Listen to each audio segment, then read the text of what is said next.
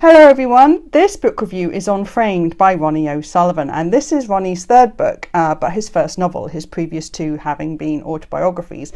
However, Framed does take on many parts of Ronnie's own life. In it we follow a character called Frankie James, who is a young lad in 1990 Soho who dodges gangsters and underworld crime to run a snooker club in the absence of his father, who's in prison for armed robbery, and his mother, who ran off many years before.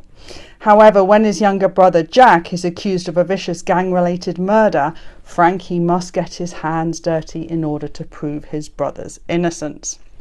Now, I have reviewed Ronnie's autobiographies before. I think you can find my review of Running somewhere on the channel, but I was genuinely really interested in reviewing this book because I think Ronnie obviously has a very unique life, but also a great insight into 1990 Soho. And there just aren't many, if any, books really that are being written in that really fantastic era, which isn't as far back as the craze, so all kind of how cool the gangsters are, but isn't contemporary London. And the crime genre is such a popular genre, and I thought this would be a really good situation to base this entire story. And of course, Ronnie has this amazing insight and knowledge that could really forge this. So has it paid dividends? Well, partly. The main challenge I have with this book is with the character Frankie James. Now, I was expecting Frankie James to just be Ronnie, and that being a good thing, in that he had all the rock and roll swagger, all the pretty girls, all that image, but underneath was a very complicated character that would be very intriguing and that you'd be drawn to and had complications and challenges. Frankie James is half of that picture, and that is where the problem is. Frankie James can do everything. For some reason, he seems to be a kind of Jack Reacher-esque type character who, even though has avoided gangsters and the crime scene in Soho all his life and is only being dragged in order to save his brother, this guy, Frankie James, who never finished school, whatever, seems to be able to suddenly become Sherlock, able to read crime scenes at an instant. He can break and enter into houses without leaving any clues. He can beat up gangsters in fights, leaving scraps without even a cut or a bruise on his face. And it's just not believable. There seems to be a shoehorned sort of affliction in, like, to almost infer that he's an alcoholic, his need for a drink, which would be interesting, except for the fact that the drink never affects Frankie James's judgment. He never does anything wrong because of alcohol. He never makes a mistake because of the alcohol. And this is where the complication is. I wonder whether Ronnie wrote this book. Because I think had it been ghostwritten, perhaps would a ghostwriter have made more of a character flaw in there, because I think most writers know characters need flaws in order to make them well-rounded and fleshed out. There are no acknowledgements in this book, so I don't know whether there was a ghostwriter. I don't know who the editor of the book was with Ronnie, or therefore what level of Ronnie writing, whether he was supported, whether he wasn't, I don't know. So I don't know whether to forgive this on being sort of a new writer on Ronnie, and perhaps he didn't realise that you're not meant to make the character a hero by being John McClane. You're meant to make him complicated and therefore easy to relate to.